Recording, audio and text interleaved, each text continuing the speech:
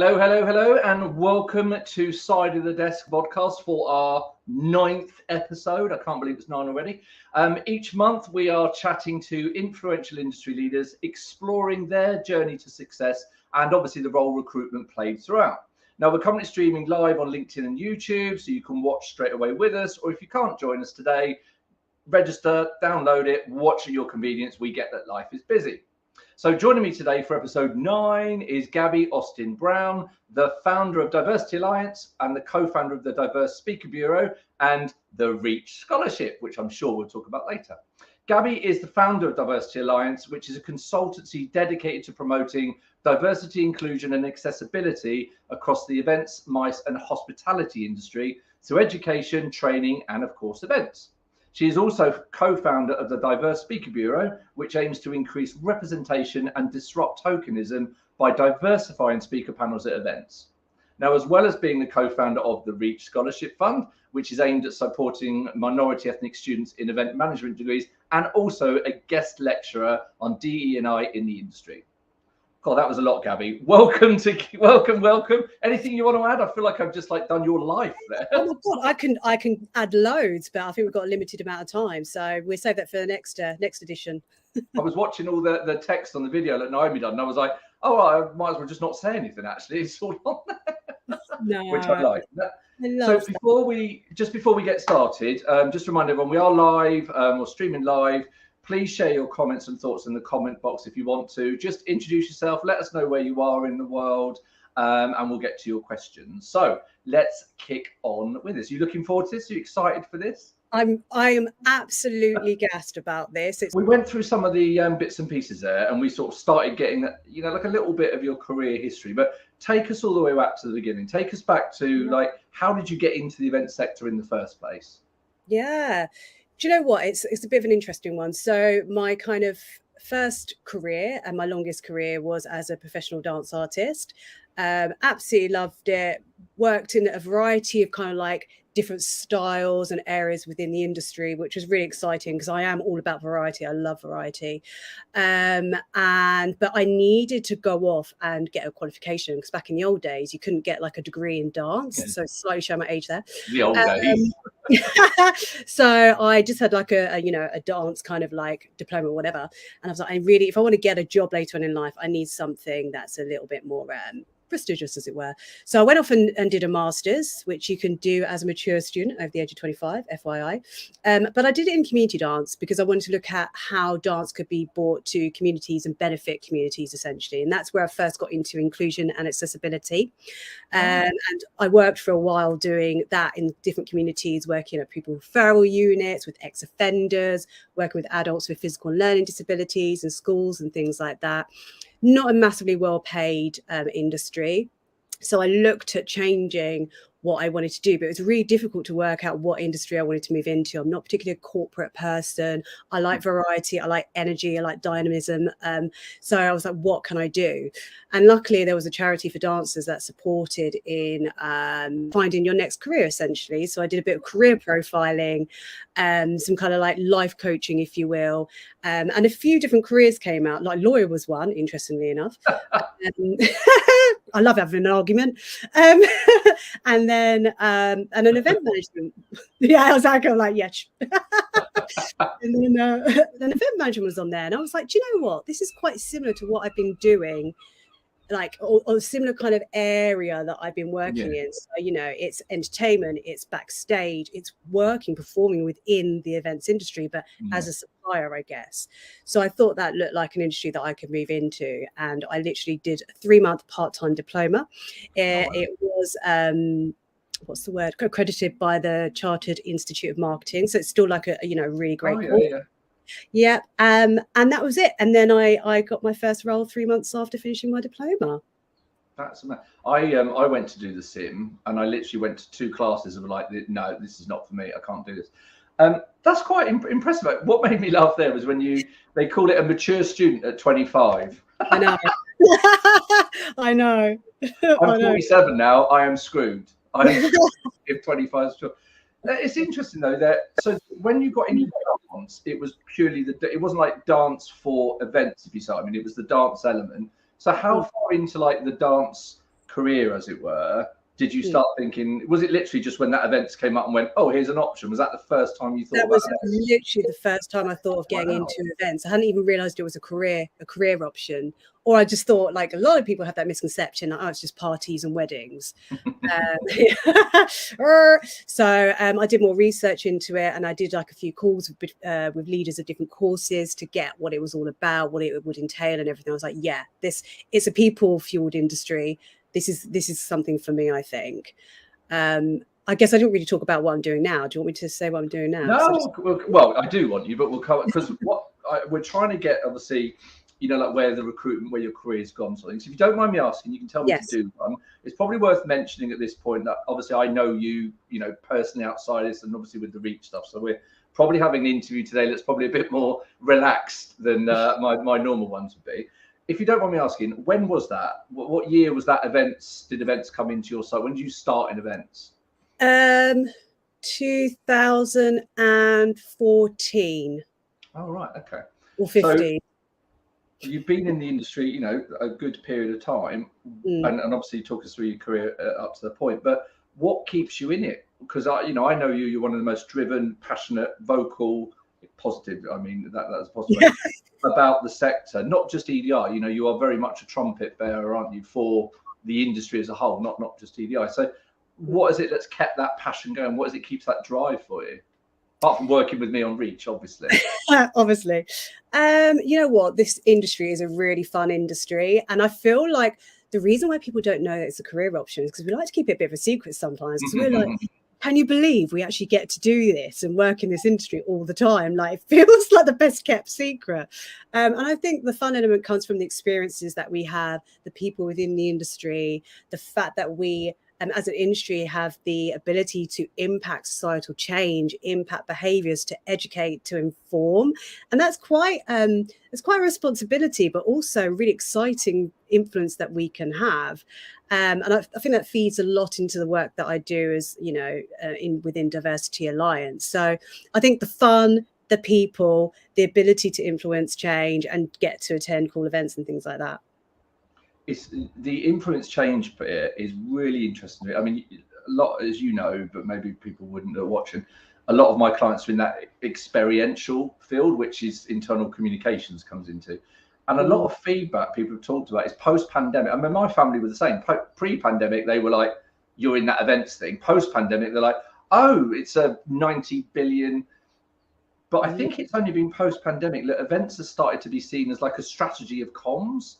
And you know, actually around messaging and around, and that word you use there about that change. Yes. Why do you think that's just happened? Like, where do you think that sudden sort of enlightenment, I suppose, has come from about the industry? I think probably because during the pandemic, we actually had to focus a bit more on understanding, number one, what we did as an industry, what we value as people. We had that time to reflect on what we've done previously and how we can do that better, because we had the space to do that because we weren't really doing events. We had big kind of events that occurred, whether that was the Black Lives Matter movement, the pandemic, the kind of like leaning into DEI a lot more, and recognizing that inclusivity is really important in the workplace, because actually we're all experiencing a little bit what it was like to maybe not be in that kind of workplace environment, and how we can bring ourselves and each other together in a totally different format, whether that was kind of like in the virtual space. So we had to understand human nature a bit better and look at how we could be more inclusive and accessible. I think that might have helped drive and steer that a bit more. We had more time to have conversations about humans and our values and what we want and what society wants and how we can make society better. Do you know, that human element is such a good thing. I think you've hit it there, because for me, I mean, look, we joke about weddings, but weddings is a big part of the events industry, as is, you know, all the other stuff, you know, and they're great. But I think people didn't really notice.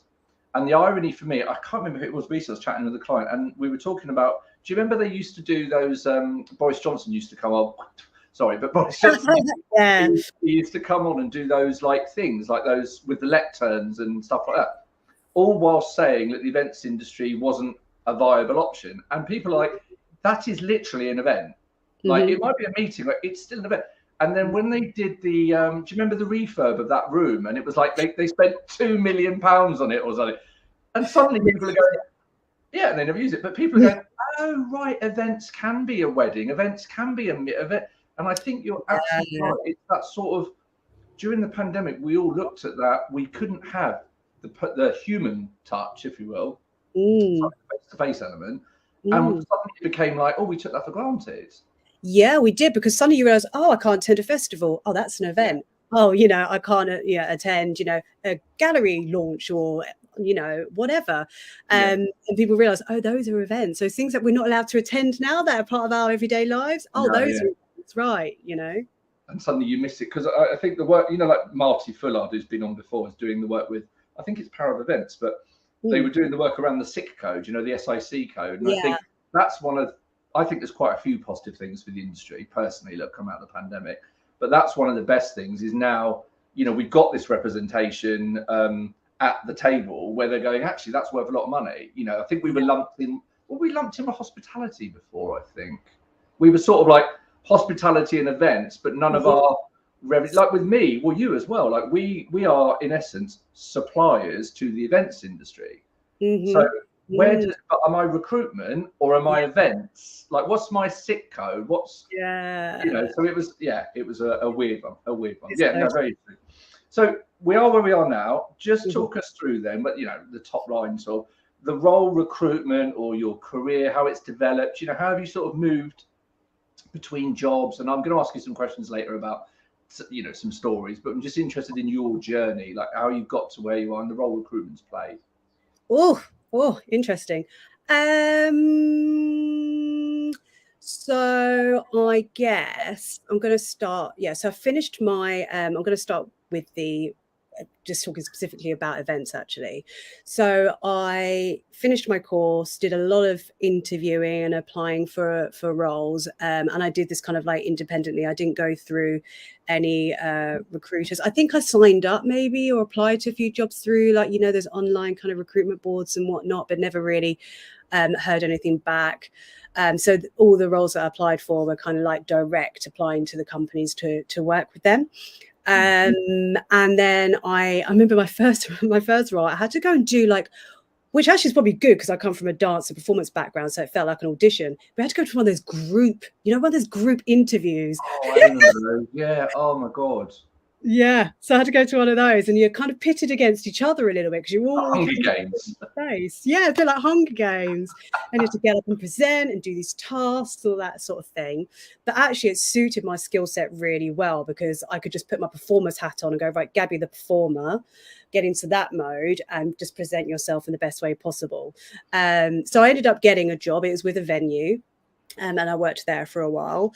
And then when I moved on again, I applied directly for roles. I moved on quite quickly from that, and I applied to another venue and literally did one interview face to face, got the role. But within a week, my boss said she was leaving, was like, do you want my job? I'm like, been in the industry for 4 months, but yes, I'll take your job and be the event manager for this whole venue. which venue was that? Are you okay to say?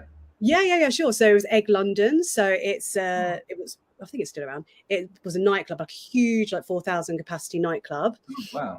Yeah. But obviously I was doing like the corporate and the kind of BD and sales, and then the kind of like managing of the events, etc. within the club. Yeah.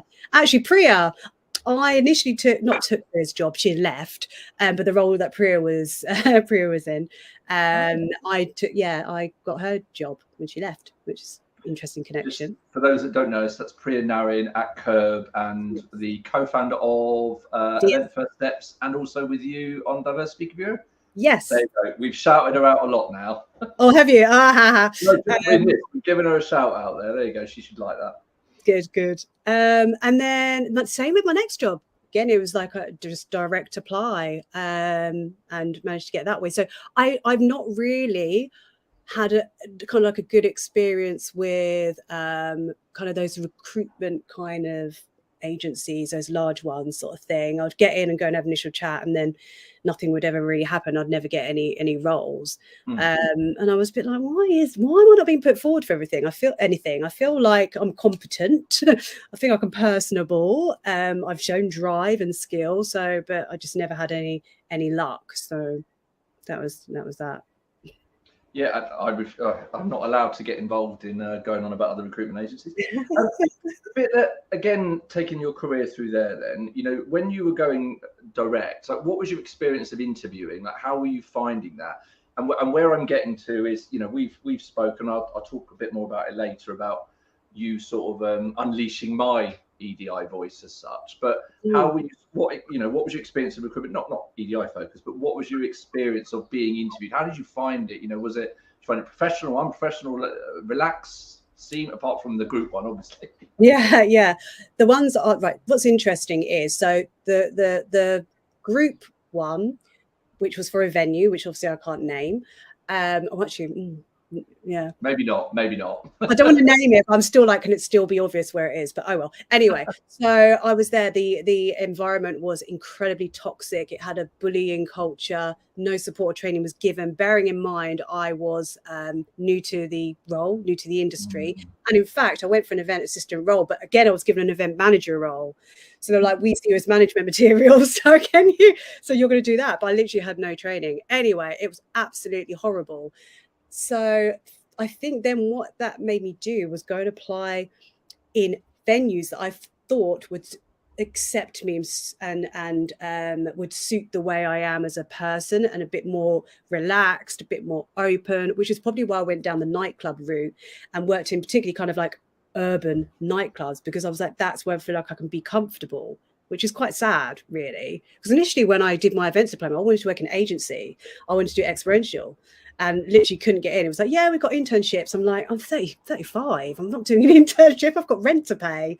Last week, was it, Gab? No, yes, last week. So you know, I ended up going down the venue route, even though that wasn't what I wanted to actually do within the industry. And then I went to venues where I thought I'd be accepted, because I didn't feel accepted in my first role as me, as a person I was. And it was pointed out quite a lot that I was not. They didn't say not professional, because I'm professional, but and they didn't say corporate enough, but they just got sort of said, you know, basically I just wasn't a boring bitch. But it's I mean, we've had this conversation, and I probably am a bit more. I'm also conscious we're got other people watching, it's not you and I chatting, but I'm a lot more open about EDI and alive to it, I suppose. Obviously, you know, being a woman of colour yourself, you've obviously lived this. And, you know, you touched on it there, but where do you feel it became something more than just something of like, that's happening or happened or I'm hearing about it? And when did it become something where you're like, I'm going to do something about that? I want to, that's because we all know it's wrong. It was wrong then, it's wrong now. But when did you sort of go, actually, I'm going to do something about this? So in the pandemic, I was made redundant very early doors, like literally 3 weeks after lockdown. Really? Yeah, the company actually went into administration, so everyone got let go. Yeah. So I had a lot of time on my hands, taught a bit of yoga, did a bit of walking. And then Clubhouse, do you remember Clubhouse? Yes, I do remember Clubhouse, bit of Clubhouse. And then with what happened in the summer of 2020 around, you know, what happened with George Floyd, and bringing to the forefront kind of like the racial inequality that still exists in society and in the workplace, it really got me thinking back to my experience kind of within the events industry and thinking, why didn't I fit in here? Why wasn't I able to go into this direction that I wanted to go in around experiential? Why weren't recruiters choosing to put me forward for a role? It just got me thinking. I didn't jump to conclusions, but I was just thinking, I wonder if there is any particular reasons for that. And then I got speaking to a lot of other people in the industry, because that's what you did at the time, didn't you? You were just networking, chatting, meeting online. And I just met a lot of other people of colour who had and heard their stories and had like quite negative experiences. And I was like, yeah, this isn't good. I've actually got a background in inclusion and accessibility from when I did my master's. I can apply that knowledge and my lived experience as a woman of color and try and do something within the industry just to get the conversation going and make people aware, because I think there wasn't even much awareness of it, and really much until then. So for me, it was all initially about opening the conversation and getting people to think about, are we being equitable? Are we being inclusive? Are we hiring fairly? Are we developing what diverse talent there did exist in the industry? And I just didn't really feel like that was happening. So that's why I set up a company to address it, essentially. I love, and I love you. I love your story. I've made that very clear on, online about what you do. And there is that thing, obviously, middle-aged, middle-class white guy, I still sit there and and you think, do people really not give people jobs because of the color of their skin? Like, are people not interviewing? Are people like, is that like, because part of me is my recruitment hat is, as a recruiter and even internal hiring team, you're paid to place the right people in the role. Like external recruiters, you don't get paid if you don't place the person. Internal recruiters, you get sacked if you're not. So we're looking for the right people. We don't want to say no. But do you still, I hate to talk about it as if now, because we unfortunately know the answer, but do you believe that's like conscious, unconscious? Is that still happening? Like, what do you feel? I think there is more awareness around how we're going about attracting and selecting candidates. But I think there was and still is an element of bias in our selections. It's not deliberate. We're not choosing to hire this person because of their skin color, but we have these things like affinity bias. So if somebody is similar to us, we're more likely to feel like we've got that we're going to get on, that we understand each other better, that we think in a similar way. So we automatically think, great, they're going to be a great kind of fit for the team, and they're going to fit in, and they're going to, be able to deliver the work we want them to deliver. And that's actually a bias, an affinity bias, essentially. So if somebody is very different from us, we immediately kind of think, are they gonna fit in? So it might not be to do with the color of skin, but obviously if it is a different skin color, you feel less affinity bias to that person, less affinity with that person. Sorry. And then you do have like those societal biases that do still exist. And I'm going to say it.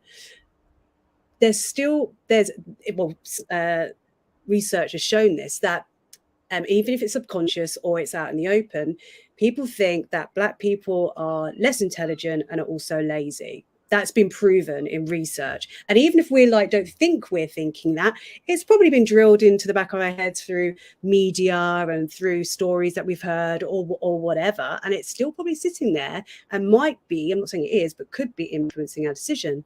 The same way we look at Asian candidates or employees and think, yeah, they're great worker bees, but we're not really going to put them in leadership positions because they're subservient. This is all assumptions that we're making, that we've grown up with, right? So yeah, I think there's still that sort of bias that is there.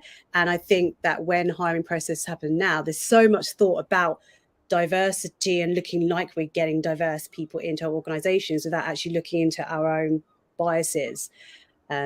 Plus, me, I know you and I disagree on this a little bit, but my pet peeve is around the culture fit thing.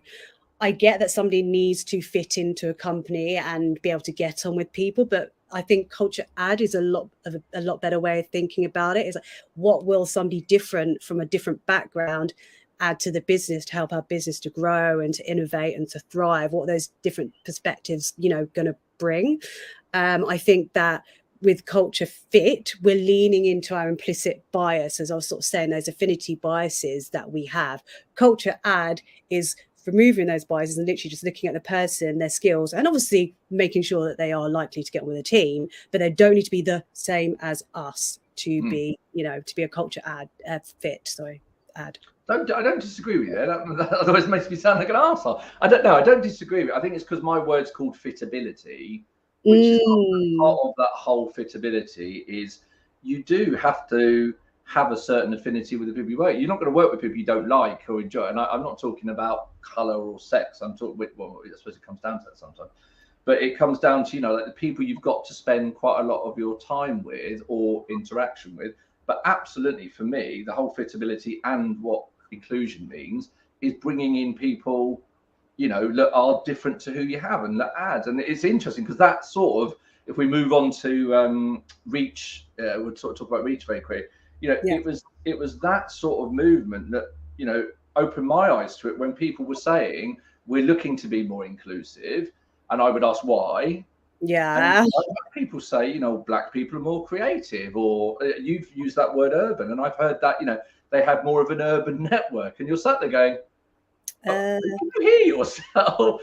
And then the other side of that as well is that whole sort of, it's okay to like go and recruit, say, Gabby, a black woman, and then you plonk her in this predominantly white business and go, there you go, I've recruited, get on with that. But if you don't have an inclusive workplace, you can't really be an inclusive hire. So just talk to me about how you do reach for that good looking stud guy. Can't remember his name, that really good looking guy you do reach with. I don't know any good looking guys, but Tell me how Reach came about with you. How, like, just tell the story about how, you know, how we come together and how Reach came out of that. Of course. So I do a lot of recruitment audits for event companies, event organizations, but mostly agencies actually. And that is looking at things like job descriptions, language and terminology, interview skills, different ways that we can assess candidates without going down the same kind of like traditional inaccessible kind of methods. And one of the key things and challenges that I kept hearing from clients is like, we're trying to hire diversity, but there is no diverse talent, or they don't want to work in the industry, or they're not in the industry. I'm like, okay, if that is the case, which we kind of realized once we got the stats that, you know, there isn't a huge amount of diversity in the industry, hence for Reach, but we'll get to that in a second. So we're like, well, I thought, well, then we need to do something about the talent pipeline. And then I'm not sure if it was yourself that contacted me, but I know that you, Martin Fullard, Jonathan Sibley at Manchester Metropolitan had that Clubhouse conversation. And like lots of great things came out of that. And obviously MMU, you were talking about talent pipeline, and MMU spoke about their scholarship initiative. And then you brought me into the conversation. I was like, this is brilliant, because this is what my clients are all kind of like saying is their biggest challenge in the talent pipeline. There's an opportunity here to address that talent pipeline and specifically focus on minority ethnic students, then potential, you know, professionals, and address that and make that change, you know. So I guess that's how it came about for me. Yeah, no, I think it was because a few months previously you'd got in touch with me. Basically, I won't bore everyone with it, but you got in touch with me basically, long story short, saying you're a big mouth online, you're a recruiter, you know, people listen to what you say, but you never talk about race. We had a whole conversation about how I was probably a bit scared and a bit, you know, worried about coming across as saying the wrong thing or dumb, I think, in some aspect. Yeah. No, it was after that thing, I got in touch with him, was like, it just fit. I was like, we've been talking about this, and that's really opened my eyes. I've got this idea, but I don't really, you know, that's not my network. And we've talked about recruitment before. It's sometimes I think we try to reinvent the wheel when we look to hire diverse talent, because you know, like I would lean on your network. You know, you've built a network like that, and you would, you know, I would build a mine now that has got a lot more diverse. So there's nothing wrong with going to other people who've built a network saying, can you put this job advert out to your network? And I think people are worried about that, because I think sometimes as a white person, you hear yourself sort of going, I don't know any black people, but you know black people because you're a black person. So people get worried about, what the hell am I saying, you know? Well, I tell you why that is, because the rest of the work isn't being done. It's like, what else are you doing to educate yourself around the challenges for this community? How are you, without wanting to get something out of the community, what are you giving back to the community? What learning are you doing? That's why people don't feel comfortable doing it, because they're coming from a place of, I want something from you, rather than doing the work to back that up. And that's really interesting, because you are very you're one of the most positive people, and you know, we've talked offline, and I won't talk about some of the stuff we talk about, but I find it very difficult to deal with my emotions around this when people say they're going to do stuff and then don't do stuff. And I find that really hard to be like, are you kidding me, sort of thing. Now, you've obviously had to deal with that a lot more than I have, both professionally and personally. How do you keep that sort of, not, and you know, we're talking about you, not just, you know, race and that, but how do you keep sort of say, this can change, this can, like, where does that, especially for our industry, because you're just in our industry doing that, like, how do you keep going with that? Well, I have a good old moan to you, Robert. So how do I keep doing that? Wow. I'm not even sure if I've got like an exact answer for that. I just, I think I just see the potential to do so much good, and the potential for everyone to benefit from just, you know, I've already said why I love this industry, and I want more people to be in it, more people to love it, more people to feel accepted, and more people to thrive and create these amazing different experiences and events. And I don't know really. I can't even answer that question, how I keep doing it. I just keep doing it. I can honestly, I'm a strong, dedicated person. I'm not somebody who gives up easily. I also don't like failing. So like, I'm not somebody just be like, oh, it's not working, or nobody's listening, or I'm going to sack it off. I just keep on going. And that actually might come from my dance background, because you get turned away and slagged off, judged on your looks, your body, your talent consistently. You're going to auditions every single day and getting turned down, getting told no. So maybe it's even because I've dealt with that through my career that I've actually got very used to being told no and having to deal with that self-doubt and having to just keep moving forward. Otherwise, I wouldn't have had a career in dance for all those years. So maybe it might be that. Yeah. I've really considered that before. It's a really good question, Robert. I mean, you know, we'll move on, we'll keep going on to recruitment in a sec, but I think the easiest for me when I feel a bit like, what is the effing point of this? Apart from the obvious, like what, you know, all these people want to get involved when they want to post online. It was going to things like the House of Lords and seeing people that are going, for me, you know, as a recruiter who's used to being judged all the time and stuff, you know, actually seeing the goal happen, seeing the end, you know, and chatting to, I can't remember, you know, speaking to her. Yeah. And I was just like, oh my God, this is real. Like you know, and the work we're doing at university, I think that was it for me. Like, oh, you're right. There it is. And do you know what really annoys me? When you see those nugget of changes, you're right. That's what keeps me going. When one thing, just when I'm feeling like, oh God, this is like, I don't know if I can do this anymore. Something fantastic and amazing happens, and that gives me, re-energizes me and keeps me going. You know, I'd like more of those more regularly, though. Yeah. To be honest, though, it is, for me, it's part of the wider recruitment thing we have in the events industry. We're still working on quite an archaic template on things like, you know, years of experience, you know. And I think if in both ends of the spectrum, if you're asking for 15, 20 years experience for a senior hire, 8 times out of 10, it's going to look like me. And if on the other end of that spectrum, you're asking for 2-3 years worth of experience for an 18 grand a year junior role, unfortunately, you're going to get a certain demographic who are able to come in and say, well, actually, I've interned for a year, or, you know, or I haven't been able to.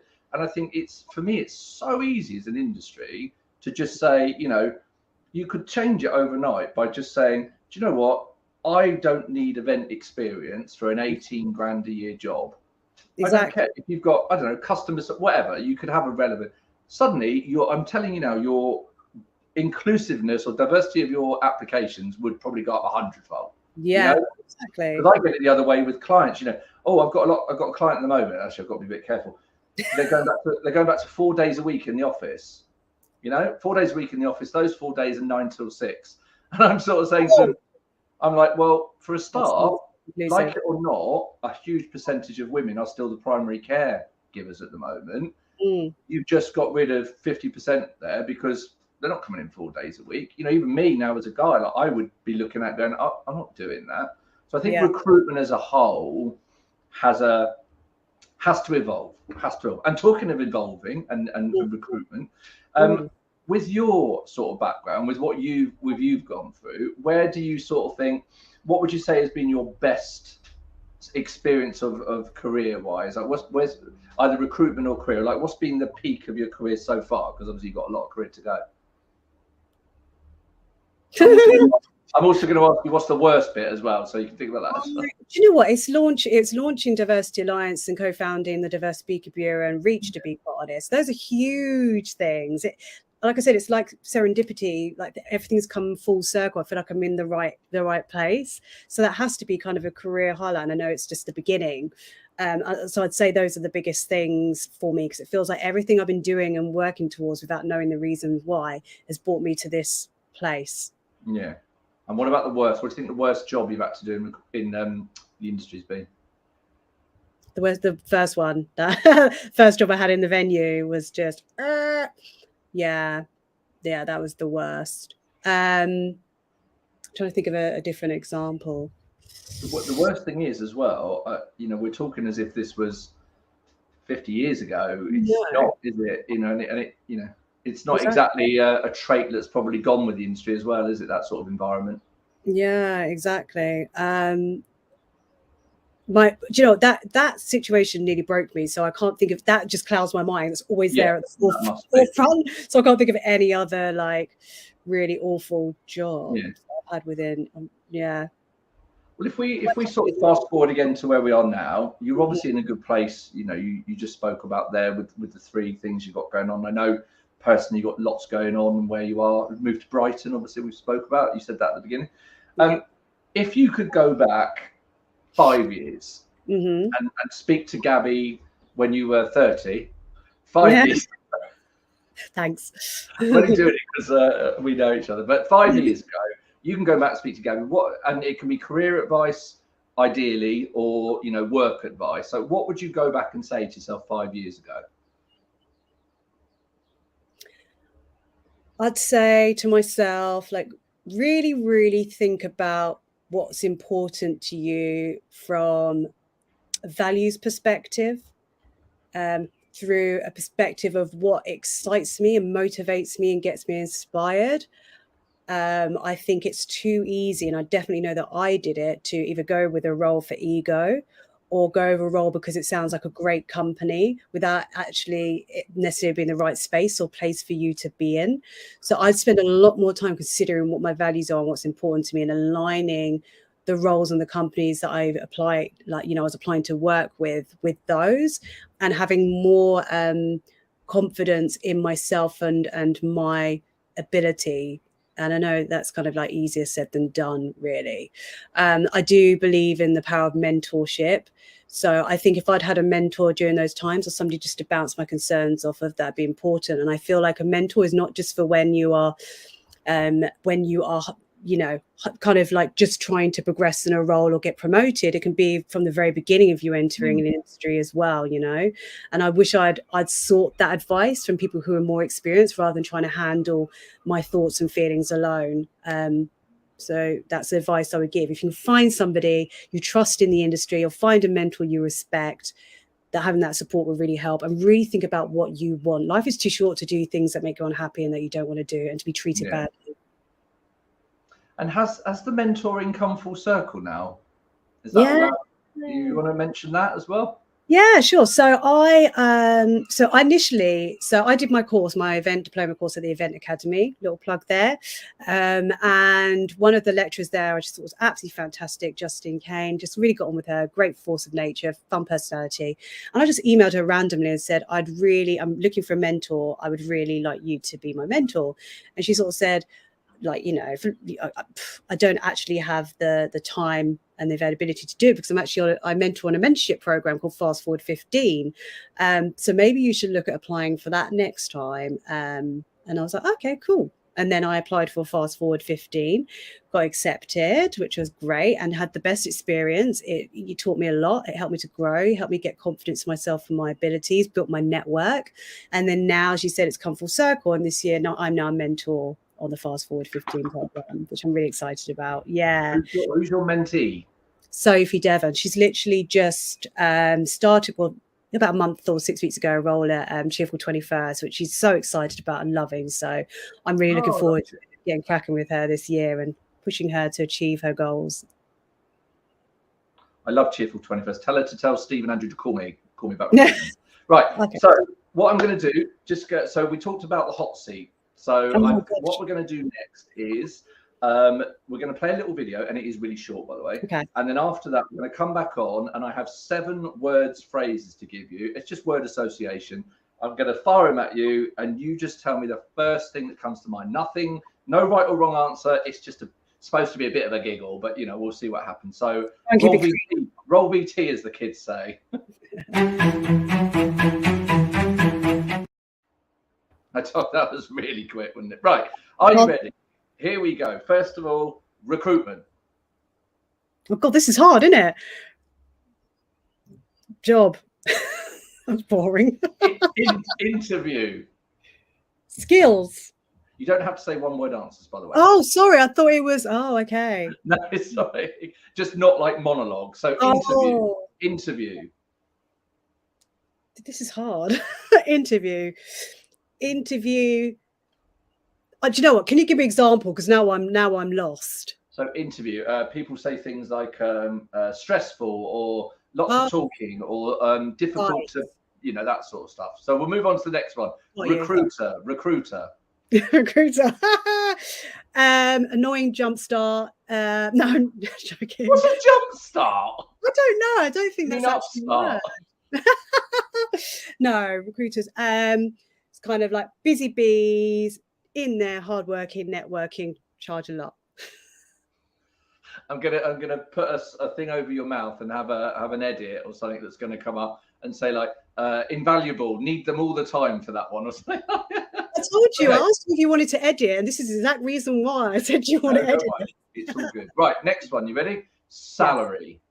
Oh, either too little or not enough. I like that. Job descriptions.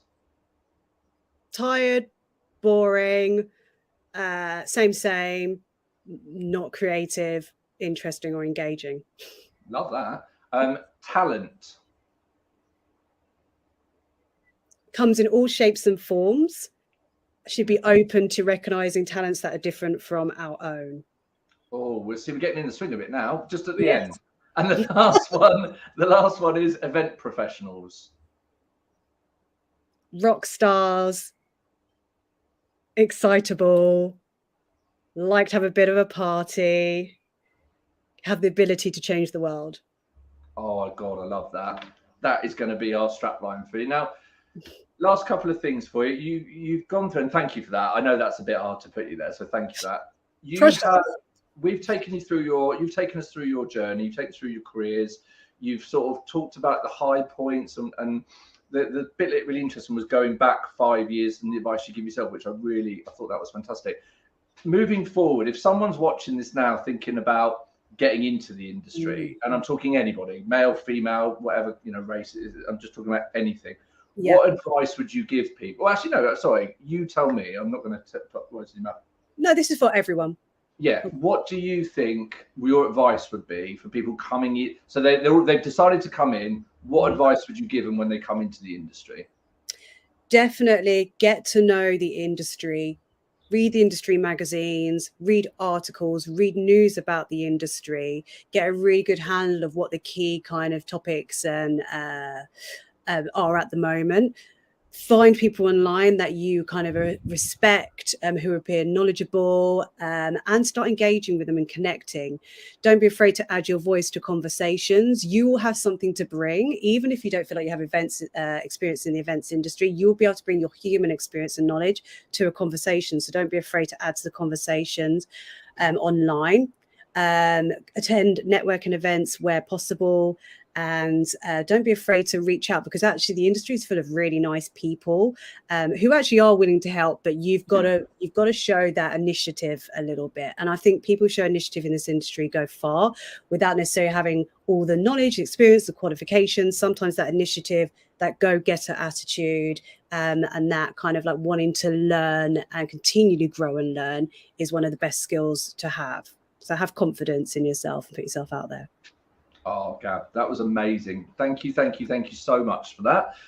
We're at the end. Can you believe it? I really enjoyed that. It's funny, obviously, it's quite tough doing it with someone you know so well. No. I enjoyed, like, getting to know your story as well, like behind it and your journey, and you've shared so many ideas and insights that honestly, I'm sure people listening, watching will get not just a deeper insight into you and the industry, but also your passion and love for the industry and obviously the work you're doing in it. So before we go, just as a reminder to everyone, this is obviously streaming, having a chance to get to any questions. What I would say to people though is go and follow Gabby. Gabby, what's your main platform that you're on? I'm sure Naomi will put it somewhere. I do have to do a point, but what's the main platform you want people to follow you on?